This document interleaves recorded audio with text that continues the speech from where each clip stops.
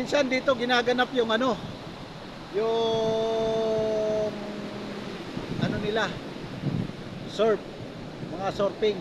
Nagso-surfing dito. Marami, may ano sila dito, grupo.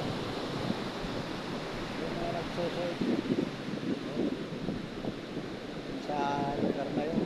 Dami, maraming sila.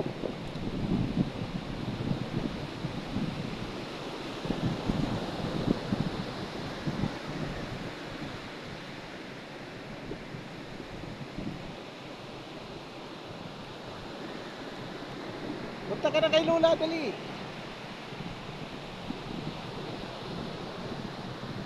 Doon banda yung pier. Ayun, makikita nyo yung pier. Doon, pinaka port. Corongan City Port. Yun, yung tabi na yun. Mahaba na yun. Yun ang port.